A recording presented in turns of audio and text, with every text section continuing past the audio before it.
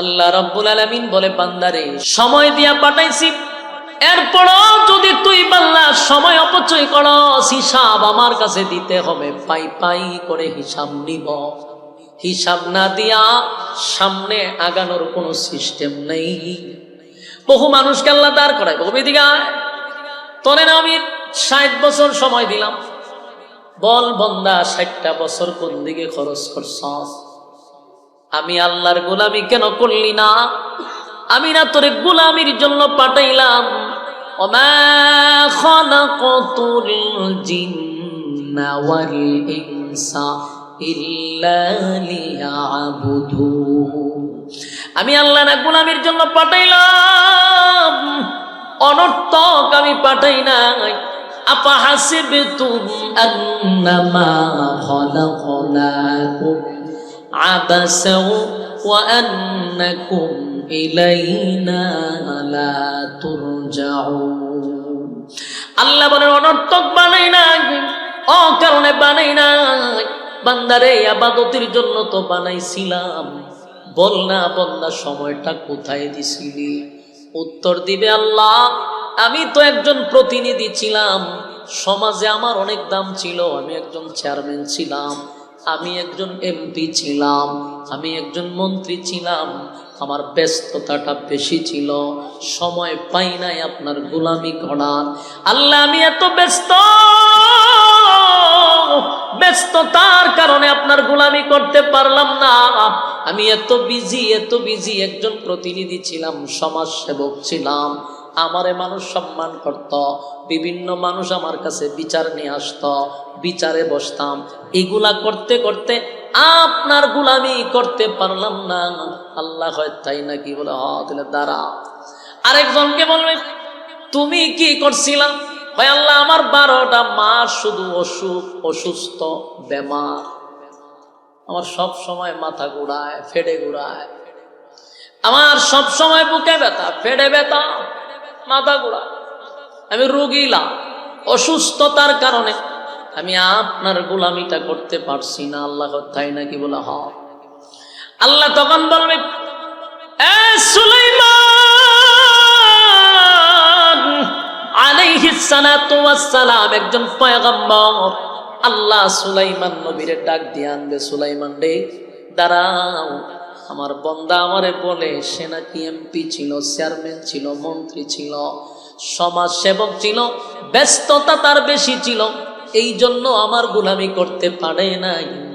বান্দারে, তুই কি কয়েকটা দেশের মন্ত্রী ছিলি, প্রধানমন্ত্রী ছিলি? বলে না আল্লাহ, বাংলাদেশের এমপি আসলাম, 2টা থানার এমপি ছিলাম। আল্লাহ কয়, দেখছো নি তোর সামনে কে দাঁড়ায় আছে? উনি হলেন সুলাইমান পয়গম্বর। আমি আল্লাহ আমার সুলাইমান রে গোটা পৃথিবীর রাজত্ব দিছি। এ সুলাইমান নবীর এত বড় রাজত্ব দিছি গো।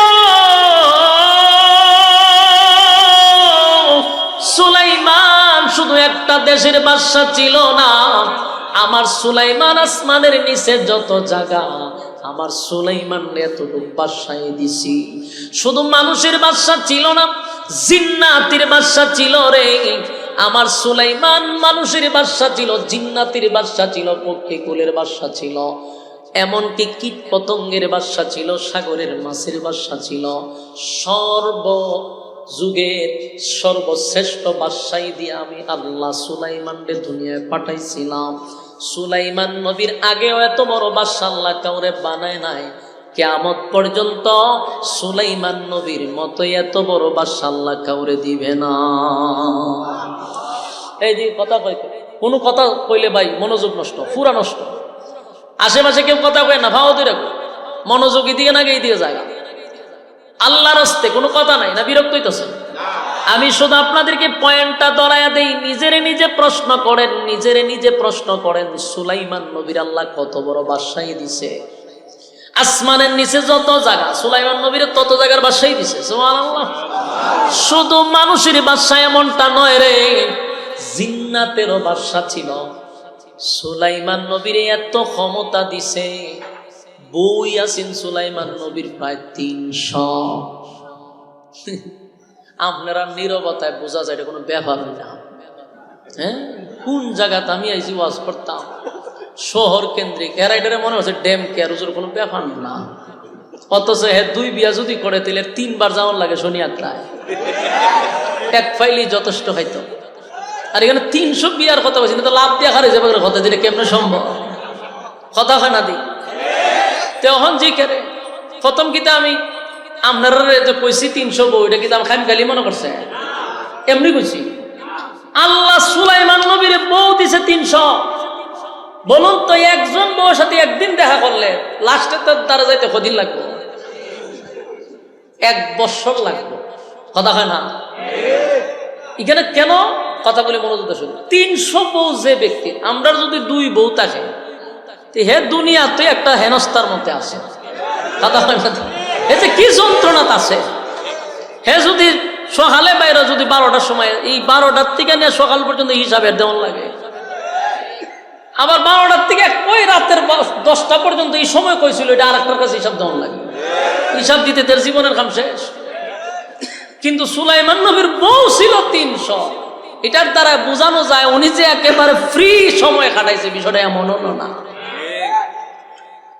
সুলাইমান নবীর 300 বউ, 700 ছিল বান্দি, দাসী ছিল 700।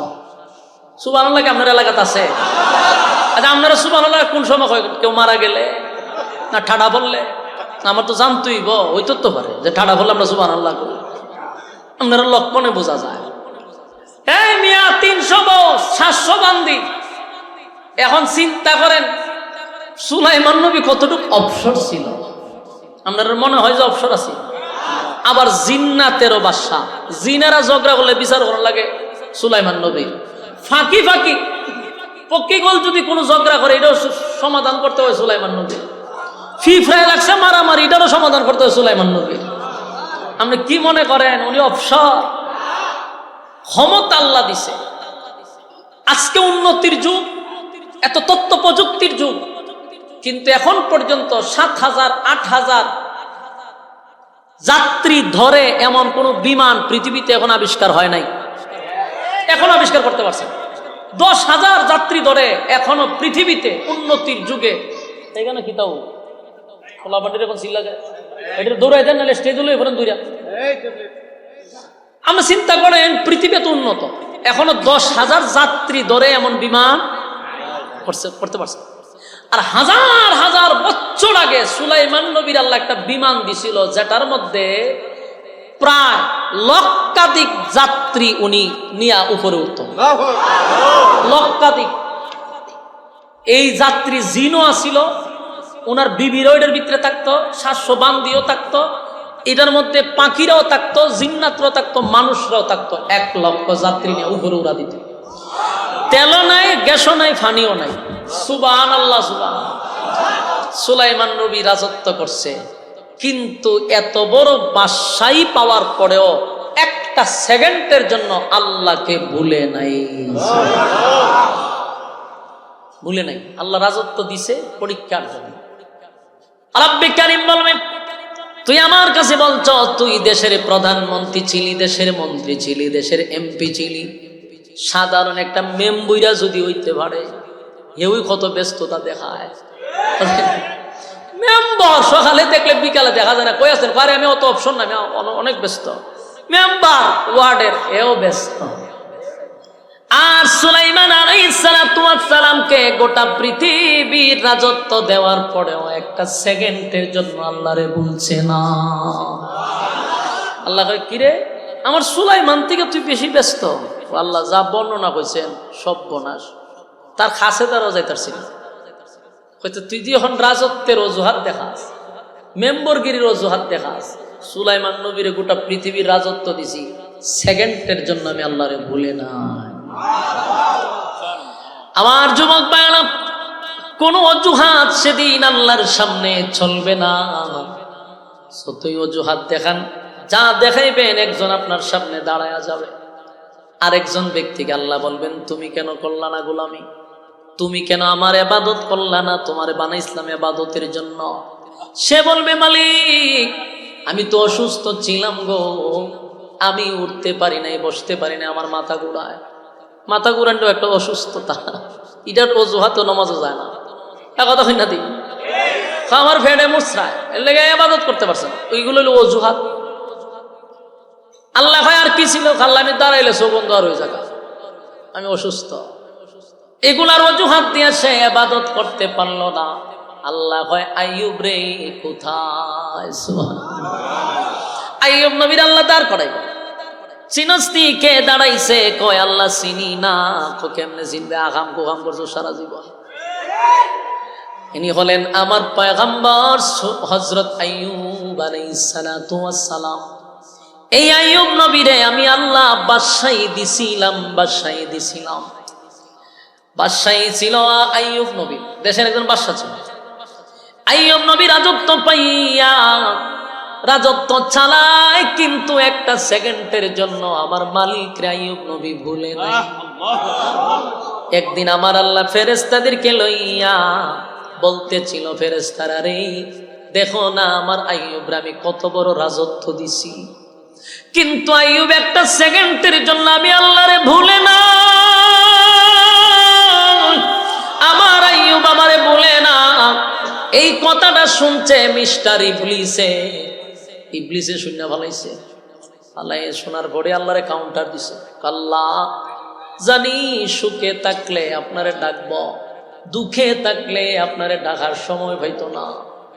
উনি তো রাজা বাদশা আরামে এসে থাকে, এই জন্য আপনারে খুব ডাকে, বেশি পাইছে তো শুকরিয়া আদায় করে। আল্লাহ বলেন ইবলিস তোর ধারণা ভুল, আমার আইয়ুব রাজত্ব পাই আমারে ডাকে এমনটা নয়, আমার আইয়ুবের রাজত্ব ছিনায়া নিল আমি আল্লাহরে ভুলবে না।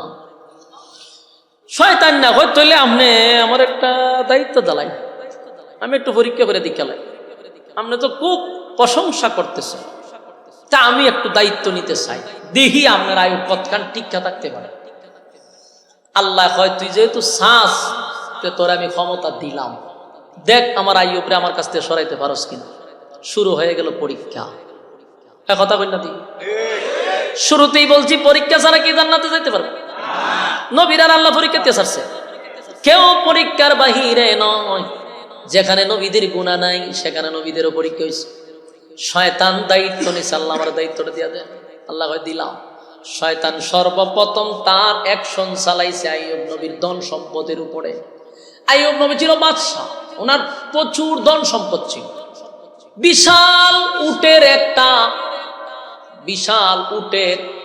ইয়ে ছিল, বকরি ছিল, বকরিরও বিশাল ফাল ছিল, উটেরও ফাল ছিল, ভেড়া বকরিরও ফাল ছিল, এটা আলাদা একটা প্রজেক্ট। এরপরে ওনার ছিল বিশাল কৃষিক্ষেতের প্রজেক্ট ছিল। উনি এমন রাজা হিসাবে নিজস্ব কিছু, মানে শুধু বাদশাহী হইয়া না, নিজের কিছু সম্পদ ছিল।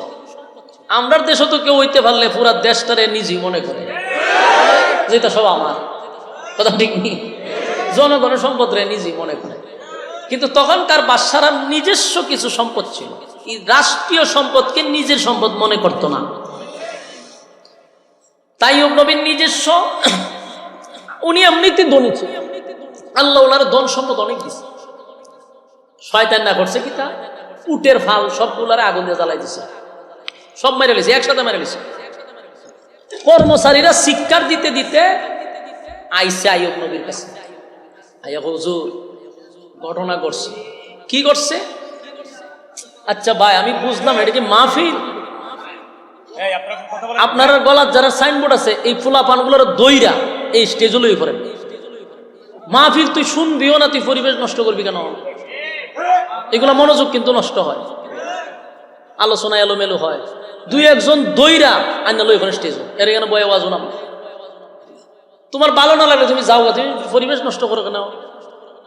ফাইজলামি নি, রাত বেচারা বলতো বিছনা চাই এখানে বই রয়েছে না ঘুমাইয়া, কতক্ষণ পরে আমার মন জাগাই দিকে তো ওয়াজ হইব নি? মনোযোগ দেন। বলুন আইয়ুব নবীর নিজস্ব সম্পদ আলাদা ছিল, রাষ্ট্রীয় সম্পদের নিজের সম্পদ মনে করছে, রাষ্ট্রীয় সম্পদ। তো উনি বিশাল ধনী, উটের ফাল সব আগুন দিয়ে ফেলায় মেরে লিছে। কর্মচারী সব বনস হয়ে গেছে, বলে কি একসাথে সব বুড়া মরিয়াছা, উট মরিয়াছা। আইয়ুব নবী বলেন আল্লাহর মাল আল্লাহ নিছে, আমার তো এখানে কোনো অসুবিধা নাই। শয়তান না হয় মাথা দাঁত দিয়ে সর্বনাশ, প্রথম চান্সি দি ফাঁস, আমার এই ব্যর্থ। পরে গিয়া বেড়ার যত ফাল আছে সবটি আগুন মেরে নিছে। ওখানকার কর্মচারী হুজুর ঘটনা তো ঘটে গেছে, বেড়ার ফাল সব মরে গেছে। আইয়ুব নবী বুঝতে পারছে যে আইয়ুব নবীর উপরে পরীক্ষা শুরু হয়েছে। আইয়ুব নবী কয় আমার আল্লাহ আমার দিছে, আল্লাহর প্রয়োজন হয়েছে নিছে, মাঝখানে আমার কোনো অভিযোগ নাই। শয়তানের মেজাজ গেছে গরম হইয়া, সর্বনাশ, আমার যুদ্ধ করতে গিয়া তো দেখা যায় এখন আমি ফেল হব, আমি তো চেষ্টা চালাইতেছি।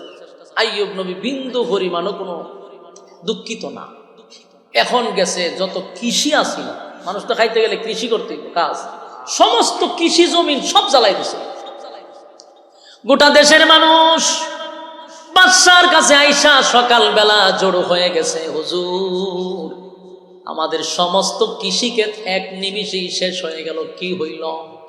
আইয়ুব নবী সান্ত্বনা দিয়া বলে, তোমরা শান্ত হও, আল্লাহ দিছে আল্লাহ নিছে, অভিযোগ নাই, তবে 3 বছরের রিজার্ভ আছে, আরো 3 বছর তোমরা খাইতে পারবা, টেনশন করার কোনো দরকার নেই। শয়তান এটাও শুনছে, শুনে হয় সব বনাস রিজার্ভ আছে, আচ্ছা রিজার্ভ দেখাইতেছে। শয়তান গিয়ার রিজার্ভে যত আছেন সব ধ্বংস করে দিছে। এখন পড়ছে মারাত্মক ভাবে দুর্ভিক্ষ, সব শেষ, তো রিজার্ভ ফান্ডও শেষ, দুর্ভিক্ষ শুরু হয়েছে।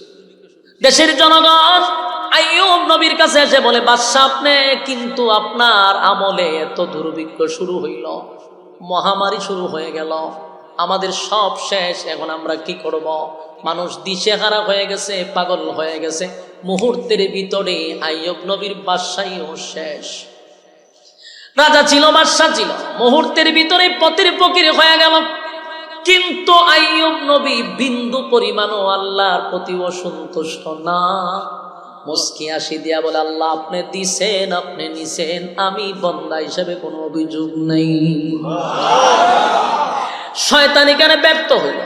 শয়তান আবার চিন্তা করছে ঘটনাটা কি, এতক্ষণ মালের উপর দিয়া নিছি, এখন জানের উপরে ধরব।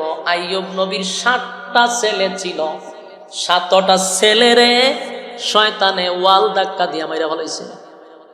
কথা কি বুঝতেছেন?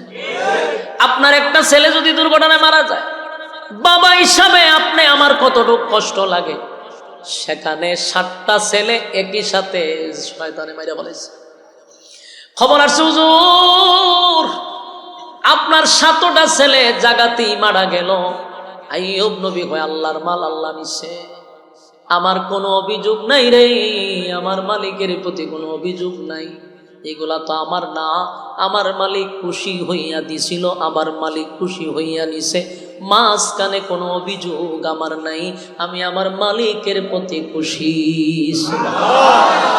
শয়তান বলছে মহা মুসিবত, কোনোভাবে আইয়ুব নবীকে আল্লাহর কাছ থেকে দূরে সরাইতে পারলো না। একটা পর্যায়ে আবার আইয়ুব নবীর উপরে প্রেসার শুরু করলো। আইয়ুব নবীর শরীরের মধ্যে এক ধরনের গোটা হয়ে গেছে, শরীর ফুলে গেছে, শরীরটা কেমন যেন হয়ে গেছে। একটা পর্যায়ে শরীর থেকে বড় বড় এক ধরনের পুরা হওয়া শুরু হয়েছে। ওই যে বসন্ত আমরা শরীর দিয়ে বাইরে না নিই, কথা হয় না, গর্ত হয়ে যাবে না, বসন্ত হয়েছে কত। এরপর এখান থেকে পুজ বিষাক্ত রক্ত বাহির হয়েছে, সারা শরীর দিয়ে পুজ বাড়িতেছে, এখান থেকে একটা দুর্গন্ধ সৃষ্টি হয়েছে। এটা এতই দুর্গন্ধ পাশে কেউ থাকতে পারে না। আইয়ুব নবীর বউ ছিল 60 জন, দূরে কোন কয়জন? 4টা বউ ছিল আইয়ুব নবীর। দুর্গন্ধের কারণে একে একে একে একে 3 জন চলে গেছে। সুবিধাবাদী যারা, এরা কি সময় মতো থাকে? কথা হয় না। দুঃখের সময় নাই, সুখের সময় তারা আছে, এরা হইল সুবিধাবাদী। ঠিক নেই আমার যুবক ভাইরা? 4টা বউ ছিল, কিন্তু 3টা বউ চলে গেল দুর্গন্ধের কারণে, কাছে থাকতে পারে না, তাই একে একে 3 জন আইয়ুব নবীর ছেড়ে চলে গেছে। বাকি রইল কয়জন? নাম কি? এই সবাই জানে, ওয়াজ জানে। রহিমার ওয়াজ কত উনছে, রহিমার তো নাম জানেন, রহিমার বংশ জানেননি? এই বংশ জানে না। এই জন্য আমরা গ্রামগঞ্জে একটা কথা আছে, এটা আমরা আঞ্চলিকতার একটা কথা হইলো যে জাতের মেয়ে খালো ভালো, নদীর পানি গুলাও ভালো। কেন খাও? এটার একটা কারণ আছে। আল্লাহর নবী নিজেও বলছে বিবাহ করার সময় বংশ দেখে করো। এর বহু কারণ আছে। 3টা বউ চলে গেল, আইয়ুব নবীর লাস্টে রইল রহিমা। রহিমারে আইয়ুব নবী বলে, রহিমা গো, একে একে 3 জন সতীন তোমার চলে গেল, তুমি কেন আমার পাশে? এই দুর্গন্ধ কি তোমার নাকে লাগে না? রহিমা কয়, স্বামী গো, দুর্গন্ধ আমারও লাগে, কিন্তু আমি তো দেশের বাদশার বউ ছিলাম, রানী। আমি ছিলাম রানী, আপনি ছিলেন দেশের বাদশাহ। সুখের সময় আমি আপনার পাশে ছিলাম, দুঃখের সময় আপনাকে ছেড়ে যাব, এটা হতে পারে না। এত দুর্গন্ধ, কেউ আইয়ুব নবীর পাশে থাকতে চায় না রে। কিন্তু রহিমা আইয়ুব নবীর পাশে বসে বলে, প্রাণের স্বামী, বাকি জীবনটা আপনার খেদমত করে আমি কাটায়া দিতে চাই। এই রহিমার বংশ হলো ইউসুফ আলাইহিস সালাতু ওয়াস সালামের নাতনি। সুবহানাল্লাহ। উনি ইউসুফ নবীর ছেলের ঘরের মেয়ে ছিল, বুঝেননি? ওই যে বংশ, নবী বংশের মেয়ে। তাই তো রহিমা স্বামী ছেড়ে চলে যায় না। এই রহিমা ছিল তখনকার বিশ্ব সুন্দরী। সুবহানাল্লাহ বাড়ি দিয়া। কেন?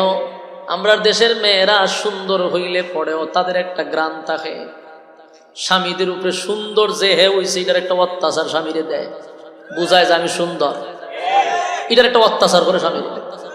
আর হেও চিন্তা করছে লাল চামড়া, যাওই খড়ক গুড়ায় গিয়ে হে নিচে বয়ে থাকে, ঠিক আছে তুমি হোম মিনিস্টার, আমি তোমার কর্মচারী, অসুবিধা নাই, চালায়া যাও। নির্যাতনের মাত্রা বাড়ায়, হ্যাঁ চুপ করে শুনতে হয়, কারণ চামড়া তোমাকে লাল। কিন্তু এখানে আল্লাহ বলেন, আমি বিবি রহিমারে, তখনকার সমস্ত মেয়েদের মধ্যে বিশ্ব সুন্দরী ছিল রহিমা। শুধু নবী বংশের না, আমরা বুঝেননি, ইউসুফ নবীর নাতনি। ইউসুফ নবীর আল্লাহ পৃথিবীর অর্ধেক সুন্দর দিছিল, ইউসুফ নবীর নাত নিলে কেমন হইব? এটা তো আগুন হওয়ার কথা, ঠিক নেই? তো সৌন্দর্য থাকার পরেও গন্ধ, দুর্গন্ধ। এই স্বামীর পাশে বৈশাখ আমি খেদমত করে বাকি জীবন কাটাইতে চাই। আইয়ুব নবী বলেন, প্রাণের বিবি, একে একে সবাই চলে গেল, তুমি আমার পাশে রইলা। রহিমা কয়, স্বামী গো, বাকি খেদমত করার সুযোগ দেন। চলছিল, কিন্তু হঠাৎ করে একদিন গ্রামের লোক লাঠি সুটা লইয়া আইয়ুব নবীর ঘর ঘেরাও করছে।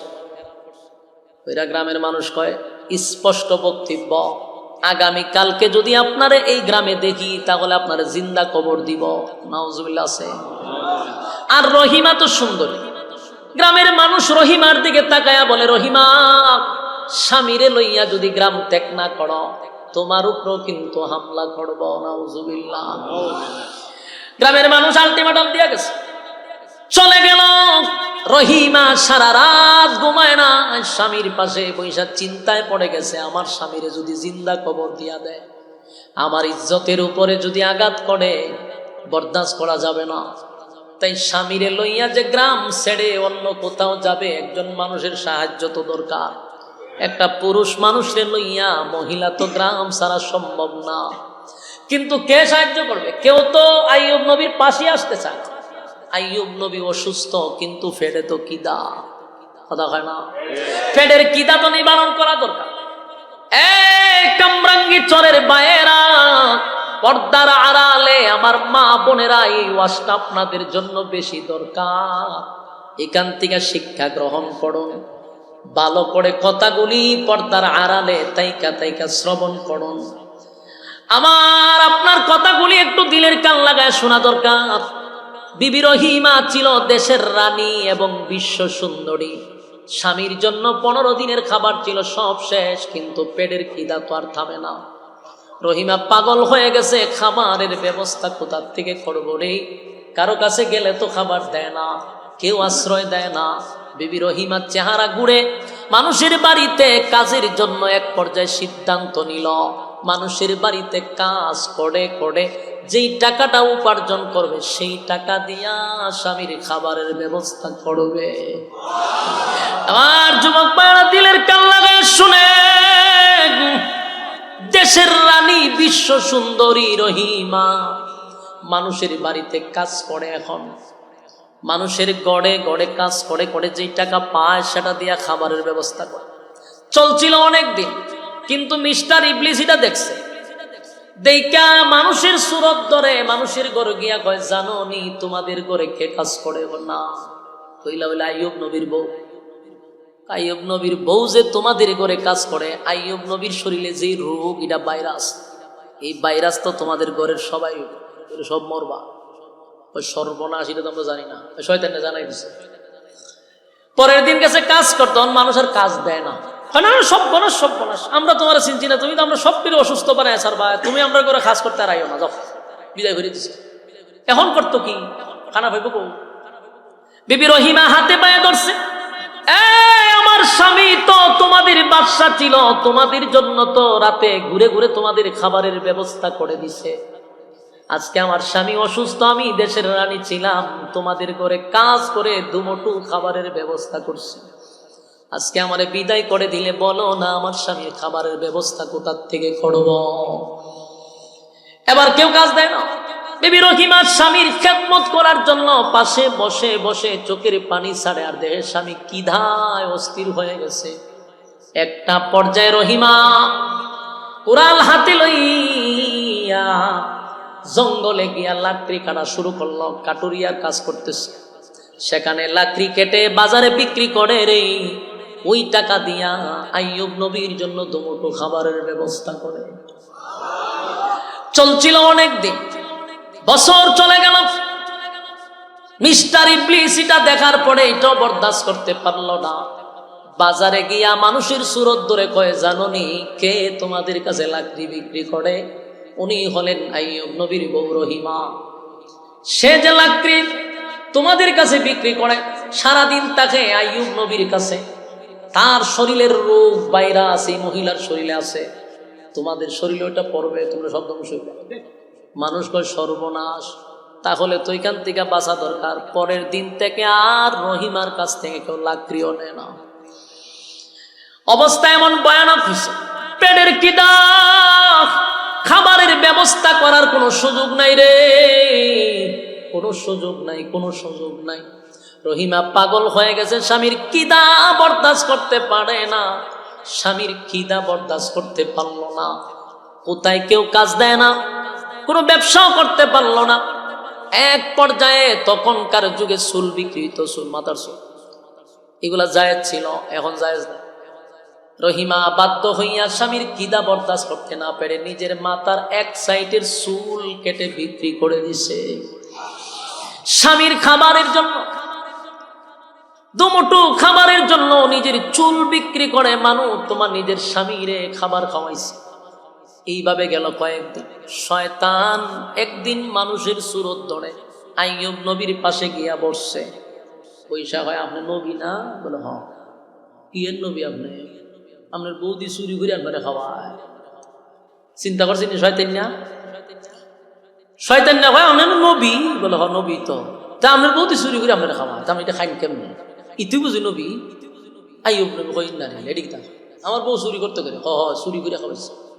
আপনার বউ মানুষের বা চুরি করে, এই চুরি কইরা না আপনারা খাওয়ায়, আর আপনি খাইতেছেন নবী বলে। আপনি শয়তান নারী কথা হইন না, আইয়ুব নবী কইন না, এটা আমার বিশ্বাস হয় না। আমার বউ চুরি করবে এটা আমি মনে গেলে বিশ্বাস করবো না। আপনি এটা কি বলেন? বিশ্বাস যদি না করেন তাহলে আপনার বউরে কইবেন মাথার উড়ানোর জন্য সরাইলে বুঝতে পারবেন চুরি যে করছি, মানুষের চুল খাইটা দিছে। চিন্তা করেন শয়তান না কত বড় খারাপ। আইয়ুব নবী বৈশা রয়েছে, রহিমা সন্ধ্যাবেলা আইছে খাবার লইয়া। আইয়ুব নবী হয়, রহিমা আজকের থেকে তুমি আমাকে আর খাবার দিবা না। ও কেন? তোমার মাথার কাপড় সরাও। মাথার কাপড় সরাইছে যখন দেখে মাথার এক সাইডে চুল নাই। আইয়ুব নবী তারও বিশ্বাস হয়েছে যে ঘটনা তো সত্য। আইয়ুব নবী কয়, আমি একজন পয়গম্বর, আর তুমি আমারে মানুষের করতে চুরি করে না আমারে খাবার দেও, তোমার চুরির ধরা খায় তোমার মাথার চুল কাটছে। চিন্তা করেন, আমরা দেশের মহিলা হইলে কিতা করলো হইলে বুঝছেন কথা বল না। চুরির অপরাধ যদি দিত আর হইলে বলে তোমার খাওয়ানোর লেগে বুঝি আমি অত কিছু করলাম, আর তুমি বুঝি আমার চুরির অপরাধ দিছ। ফারাদা মেরে লিলি ফারা দিয়া হইলে যে বাকি জানখান আমি বাইকিরা নাই মেরে লিলে ফারা দিয়ে কিন্তু রহিমা চোখের পানি ছাইরা কইতেছে যে না, আমি আপনাকে চুরি করে খাওয়াই না। কিন্তু আইয়ুব নবী কয় সর্বনাশ, প্রমাণ মিল্লা গেছে। রহিমা চোখের পানি বনে, আইয়ুব নবী রাগান্বিত হইয়া বনে, আমি যদি সুস্থ হই তাহলে তোমার 100 বেতের আঘাত আমি দিব। আল্লাহর নামে কসম খাইয়া গেছে। আচ্ছা পঞ্চান 100 বেতের আঘাত দিলে আর বাঁচবনি? কথা বলি না দি আমরা দেশে মহিলা কিতা কইল যে রে 100 বেতের আঘাত যদি তুই সুস্থ হইয়া আমার দেশ, আমি তো এমনি মরে যাবো গা, তার তোরে বাঁচায় রেখে কিতাম মাইরে লিল নিলে মাইরে লিলে